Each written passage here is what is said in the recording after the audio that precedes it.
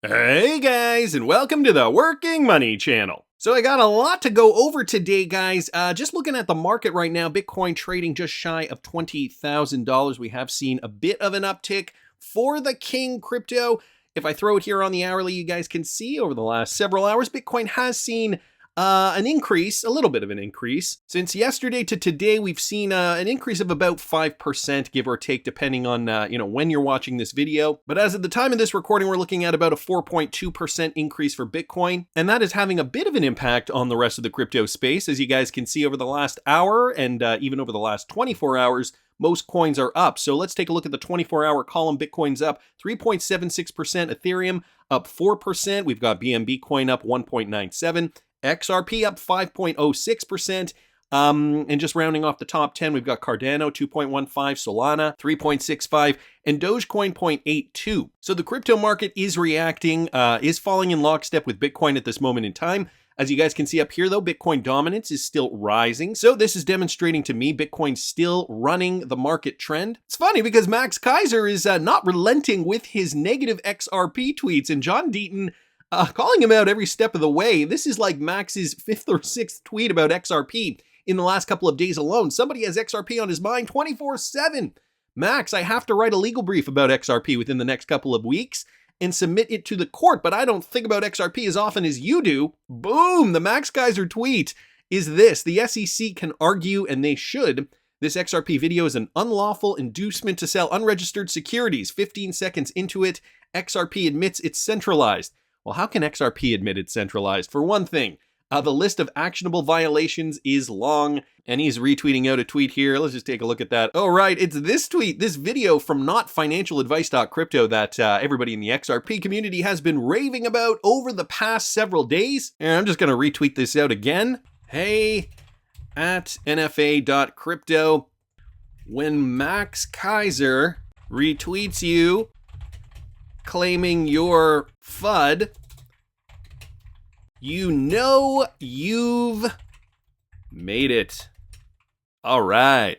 I mean, I can't get over this guy. Bill can't either. I think what set Max off were the TapJets and iRemit amicus briefs and the fact that they show XRP being used to transfer value or pay for services as a substitute for fiat currency, looking as different from a security as you can look. The other thing Bill points out down here is you sort of made Max's feelings worse, I think, by pointing out the reality of spend the bits. Basically, the ability now to be able to send Bitcoin over the XRP ledger at a fraction of the cost and at lightning speed. XRP was already living rent-free in his head, and now it's cleaning out his furniture. There isn't much holding some Bitcoin maxis together. 100% true. So, Max Keiser's got some feelings he needs to reconcile. To the legal side of it now, with regards to the SEC, the United States cryptocurrency adoption. A clip of Gary Gensler here on Squawk Box, retweeted out by Bill Huzanga. Hey, Gary Gensler, nice to see that you came into work today. You are correct. The law is clear. Congress did not give the SEC authority to regulate digital assets. Ouch.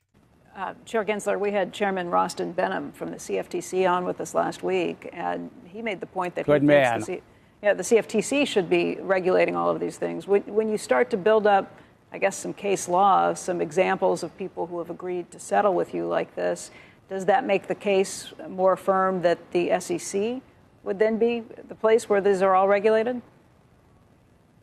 Look, our agency is an agency that oversees this basic bargain.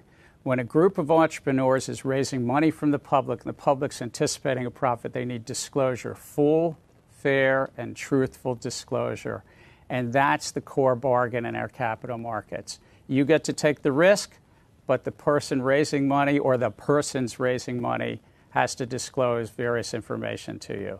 That seems how our capital markets work best. The SEC is very good at this, and that's what we do. And the case law is clear on this. The law is clear. I believe, based on the facts and circumstances, most of these tokens are securities. Gary Gensler sticking to his point. However, Bill Huzanga pointing out the obvious. It isn't up to the SEC to call the shots and to make the rules. And I think, as time goes on, Gary Gensler is losing more and more credibility. We're realizing this now, right? All these media outlets are suggesting, hey, look, the CFTC might be a better option for this kind of thing. What do you think about that? Gary Gensler obviously wanting to maintain his turf, but it's seeming more and more difficult. We also got this, guys, from Crypto Eddie. It's pretty clear to me, and I'm sure you'll agree, Senator Lummis and Gary Gensler are throwing Ethereum under the bus. Now, just recently, Ethereum did go onto the proof of stake model after the merge, and Gary Gensler kind of changed his tune on Ethereum at that point. She goes on to say, I don't even need to read between the lines. Terrible on so many fronts. They both need to go. This is Senator Lummis on Ethereum and cryptocurrency. Well, one of the interesting things that's happening is that while Ethereum has touted the advantages of being a proof of stake as opposed to proof of work, and that means it's environmentally more friendly, and people begin to embrace it. I think that there's very little understanding of how that can affect its more centralized approach. And one of the people who I think really understands that is Gary Gensler, who's the head of the SEC. And his voice on these issues is going to be important within this administration. So I'm pretty confident that the jury's still out with him on Ethereum and where it should fall in terms of a regulatory bucket. And we use this Howey test in our bill, which is a well understood, well defined test to help sort between what is a commodity and what is a security. And the characteristics of Ethereum may change over time as it goes from proof of work to proof of stake. And so I think one of the reasons that Gary Gensler has not weighed in, put his hand on the scale about Ethereum, is that he's probably looking at how this is going to affect its characteristics. So even Senator Lummis is now saying Gary Gensler taking his time, methodically looking at the Ethereum cryptocurrency now that it's gone to proof of stake from proof of work. But I mean, these guys were all pro Ethereum at the beginning. And so is it a bit of an about face from Gary Gensler and the SEC now deciding to throw them under the bus? Senator Lummis seems to be backing him up, but all these arguments don't really make sense in the grand context of things with regards to crypto regs in the US. The problems are glaring, and I feel like it's so, these guys are being so laser focused on one specific, two specific, three specific, when it's really about the entire ecosystem. It's about innovation. It's about, getting the talent in the United States to develop outwards, to become, what the US was for the internet back in the 90s and 2000s, to become that for the crypto industry. And I think, a lot of these politicians and lawmakers are losing sight of that. Now, the Treasury Department's Financial Stability Oversight Committee, they have warned about the risks of crypto, saying assets could pose a risk to the stability of the financial systems. This is a report on CNBC. Take a listen. Hey there, Carl. That's right. Another government agency warning about potential risks in crypto. This time it's the Treasury Department's Financial Stability Oversight Committee. In a new report out today, FSOC, as it's also called, saying crypto assets could pose a risk to U.S. financial stability if their interconnections with traditional finance or overall scale were to grow without adherence to or being paired with appropriate regulation. That would include existing enforcement of the existing regulatory structure. The report goes on to say that the scale of crypto asset activities has increased, and so has the overlap with Wall Street.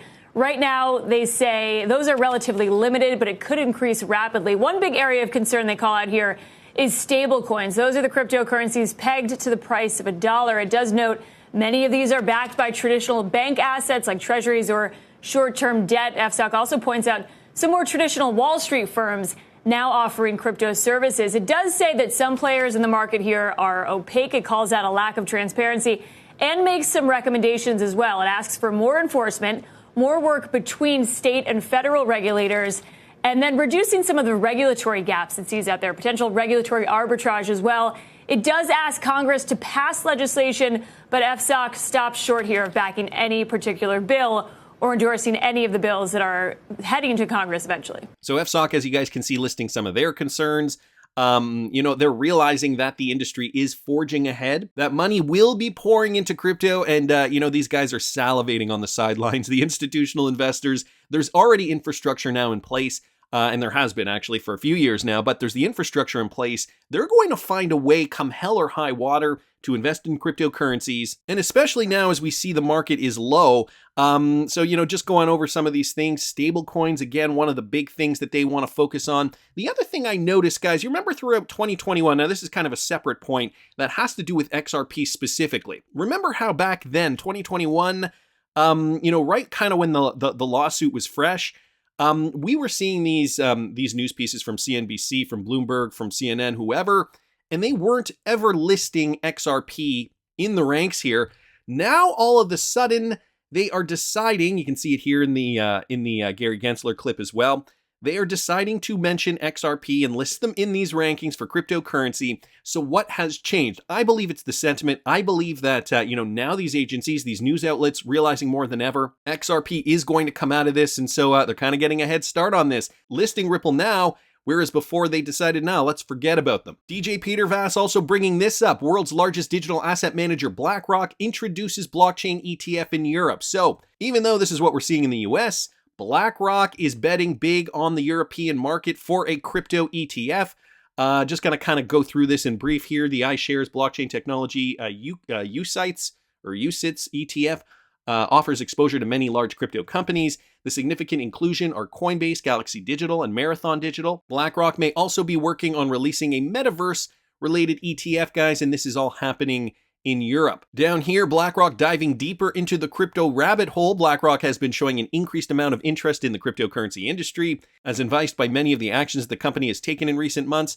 We know that they just recently partnered with Coinbase, so that was a big one. Gonna keep moving, guys, because it's not just XRP making waves. We're also seeing a lot more use cases for the Algorand blockchain. This one brought to us by the Cryptic Poet here on Twitter. Stablecorp and Shift Markets to leverage Circle payment solutions and create cross-border digital asset payments and FX corridors with Canada SailGP team as the pilot user, guys, and the rail enables Canadian and US enterprises to seamlessly enable cross-border payments in both fiat and digital assets using the Algorand blockchain for fractions of the cost of traditional rails. So Stablecorp and Shift Markets, the leading global digital asset infrastructure firms, today announced a collaboration to establish a cross-border payments and on-chain foreign exchange rail between Canada and the US using Circle payments infrastructure. The cross-border rails allow assets to flow between the two countries entirely on-chain, with Shift Markets providing the on-chain FX conversion between multi-currency stablecoins.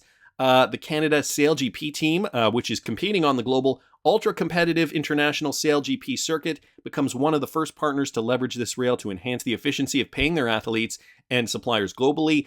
Tom Ramshaw, a two-time Olympian and tactician on the Canada SailGP team, will be the first SailGP athlete to accept his paycheck entirely in USDC on the Algorand blockchain. It's really exciting to be the first team member and athlete in SailGP to be paid with digital assets. Even better than that, it's on the Algorand blockchain, our tier 1 partner. So huge news, guys, for Algorand adoption. More avenues now where payments can be made.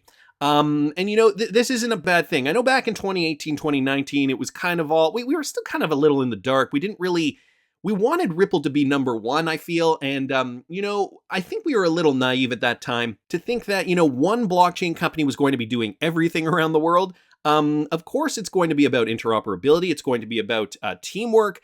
The bigger thing now that I think, the biggest hurdle now that I think we're facing is legislation, especially in the United States, because that's going to be hugely influential. It's going to be the cryptos that solve problems, that really make the big moves. Mike Manfield here bringing us this. Marjan Delantine, guys, if you don't remember, she's an ex-Ripple employee, and now she's the head of payments at Settle. She says, "We are entering a pivotal moment of history by connecting the dots between Swift and the new tokenized world." So I talked a little bit about this Swift news the other day. A Swift-led pilot has successfully implemented a common framework linking tokenization systems between CSDs and global custodians. Relative to cryptocurrencies and stablecoins, the current market capitalization of tokenized assets is small, but momentum for these digital assets is expected to accelerate rapidly in the coming years.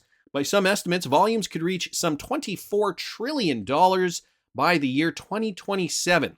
So this market is growing exponentially, and they're realizing it. Swift is, now realizing that they have to move to a DLT technology. I talked about this a few days ago, but this just to kind of confirm it. The other thing Swift, I think, is realizing is that they are going to need to be interoperable. They do not have a monopoly the same way they did 30, 40, 50 years ago.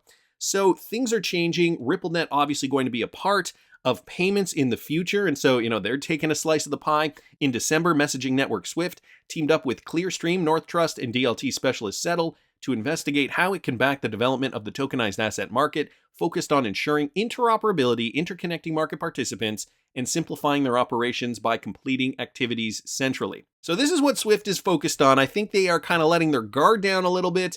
Marjan Delantine also kind of chimed in on this. She is the head of payments at Settle, also an ex-Ripple employee. She says, "We are entering a pivotal moment of history by connecting the dots between Swift and the new tokenized world. This experiment could lay the foundation for universal interoperability between participants and systems during the transactional life cycle of tokenized assets."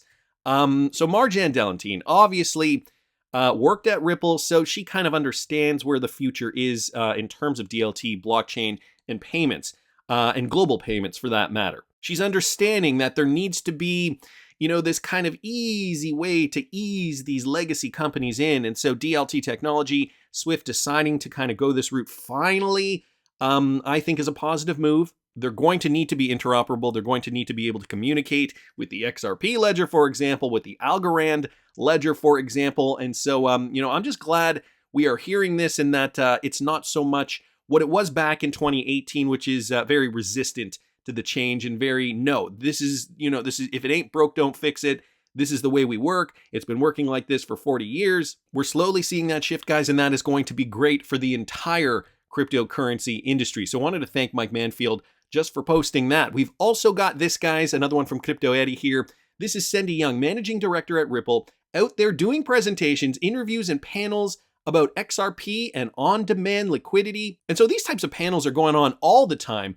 Crypto Eddie just mentioned here, this consensus video flew under the radar and only had 30 views at the time. Since she's posted it on Twitter, it's gotten a lot more views. Listen to this. The beauty of how we operate, particularly around this sort of on-demand liquidity solution that we use, where we use XRP as a bridge currency, essentially to move fiat around the world, right? Is really giving the benefits of blockchain technology and crypto to our kind of very traditionally operating finance functions, and again, hence of treasury, CFOs, typically our clients, without any exposure to that volatility, right? We take on that risk, and we use our expertise that developed again over the last sort of 10 years to make sure that we source the right asset from the market at the right time. We very much obviously believe in transparency is a very important topic, in any industry really, but especially in this. And, we publish on our website, for example, our markets report where we disclose all the purchases and sales of XRP. But I think, again, the beauty is, like, it's actually interesting. A lot of times when I speak to our clients, they say, well, don't even tell me you're a crypto company. I don't see you as you are, you help me do cross-border payments better, make sure that I have the right currency in the right company. And you provide me the technology that is on the back end that allow those benefits. So I think it is a really interesting way of bridging, again, that sort of traditional world, traditional finance world with the crypto world, in a way that, again, brings those benefits of not having to park liquidity, manage working capital better, and not having to rely on, again, constant forecasts and estimates and the operational burden and headache of, having to know how much fund to park where, dealing with T+2-3 day kind of settlement times. Literally, it could be a treasurer sitting anywhere in the world and manage your global treasury operations pretty much at the click of a button anywhere in the world. And again, you're not exposed to the volatility of XRP or any other digital asset. So banks and financial institutions, as per Cindy Young, are seeing Ripple differently as, maybe they were 3-4 years ago, realizing the benefit, realizing, look, you are not a crypto company. We do not consider you a cryptocurrency company. You are basically a financial technology company that is helping us streamline this solution better. And this is what Ripple has been wanting. This is the education paying off right now, and we're seeing it in 2022 finally, of course, in the midst of a great reset. And guys, I gotta say, I prepared a video for you tomorrow about Credit Suisse. And, the fact that this is kind of a critical moment in time for one of the biggest banks in Europe. Credit Suisse is at a critical moment as bank prepares for latest overhaul. This is what the CEO said. Now, I did prepare a video. I did label it a premiere for tomorrow morning at 7 a.m. So it will be posted on my channel tomorrow at 7 a.m. Just going deeper into some theories I had about Credit Suisse, the Great Reset, and how all these things are coming to a head. But then I saw this today and I thought I'd mention it. It was too late to kind of put it in that video. So I thought I'd mention this as well. Credit Suisse obviously had a critical moment in time. The group's chief executive officer, Ulrich Kroner, said that the bank is at a critical moment as it prepares for its latest overhaul while stressing the bank's strength. In the second carefully worded memo sent to reassure staff in as many weeks, Kroner told employees not to confuse the day-to-day stock price performance with the Swiss firm, strong capital base and liquidity position. The shares are hovering near a record low. So just to give you guys a little bit of context without a spoiler alert, Credit Suisse Bank has been trading on the NYSE since at least we have data here from back in 1995. And even at that time, the stocks, the lowest we saw even back then was about $13. Of course, they had their time in the sun. But now look at this, Credit Suisse trading at about $4 per share. You can see a cascading downward share price has just been decimated. Credit Suisse is in the throes of what is expected to be a major restructuring of the investment bank as Kroner seeks to return the lender to profitability and put an end to the string of scandals. While conceding that there is a lot of uncertainty and speculation both within and outside the bank, the CEO said he will be sending a regular update to staff until results of its strategic review on October 27th, according to the memo seen by Bloomberg and confirmed by Credit Suisse spokesperson. The interesting thing, though, is what he did say to shareholders and employees alike. Listen to this. What happens now is we already knew this would be a long turnaround story. The costs they'll have to face in the near term will make it an even longer turnaround story. And the quote that really struck me in the memo to clients, everyone was focused on the liquidity and the critical moment. The part that struck me is the metaphor the CEO uses, is that Credit Suisse is looking to rise like a phoenix. That's from the ashes. And so you're looking at the CEO acknowledging to his employees that this is not an easy task by any means, but it's something he's trying to rally the troops around and is asking them to get along for the ride. Credit Suisse will rise like a phoenix. That's from the ashes, by the way. Love it. I absolutely love it. And you know what, guys? This is kind of the perfect quote to set up the video that I will be premiering tomorrow at 7 a.m. That would be October the 5th, 2022, 7 a.m. Eastern Standard Time. And there's a theory in there that Credit Suisse, perhaps a WEF pawn to bring liquidity through XRP, so tune in tomorrow morning. That's just my opinion, but I want to hear what you guys think. Please subscribe to the channel if you haven't already. Like the video if you like the content I'm providing. I always love hearing your comments. See you in the next one, guys.